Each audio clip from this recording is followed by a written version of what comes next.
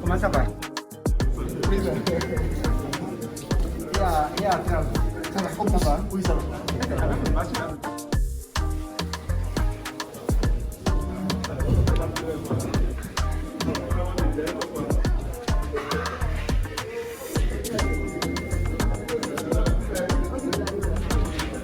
Mesdames et messieurs, c'est pour moi un réel plaisir de nous retrouver une fois encore à l'occasion de la deuxième session ordinaire, la session budgétaire de notre Assemblée consulaire.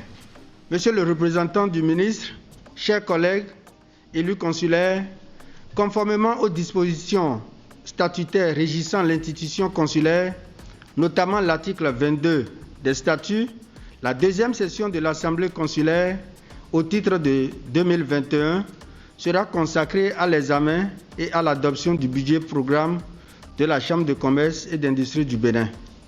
L'objectif final est d'avoir un secteur privé diversifié, étendu, mais surtout fort et résilient, jouant un rôle moteur dans le développement économique du Bénin. Et pour y parvenir, l'institution consulaire entend mener des actions en 2022 pour acquérir plus de crédibilité et faire naître une véritable émulation du personnel de la Chambre de commerce à satisfaire les entreprises. Disposer d'une offre de services et de solutions plus étendue et plus cohérente, donnant ainsi une meilleure visibilité à nos interventions. Accroître la résilience des entreprises et réduire le taux de mortalité des entreprises nouvelles. Réussir à mettre en orbite des entreprises championnes et à étendre le développement économique jusqu'à nos régions. Transformer durablement tout l'écosystème de l'entrepreneuriat au Bénin et préserver la solidité et la résilience de l'économie nationale dans son ensemble. Préserver la confiance et l'engagement de nos mandants et partenaires et mobiliser toujours plus de partenaires et de ressources au profit de l'action.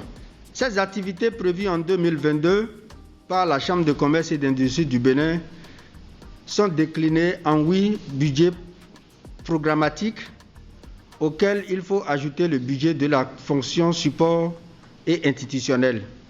Mesdames et messieurs les élus consulaires, le budget programme que vous allez examiner au cours de cette session devra répondre à au moins 5 préoccupations majeures fortes, à savoir: ce budget permettra-t-il d'atteindre les objectifs à minima fixés par le gouvernement?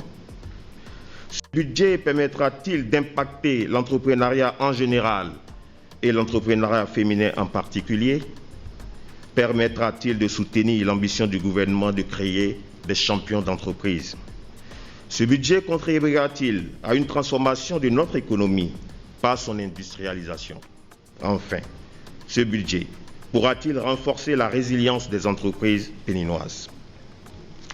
Monsieur le Président, la réponse à ces préoccupations à travers vos projections budgétaires me confortera davantage dans mon option de positionner l'institution consulaire comme l'interface de référence entre le secteur public et le secteur privé et d'envisager qu'elle soit le guichet unique d'orientation des opérateurs économiques.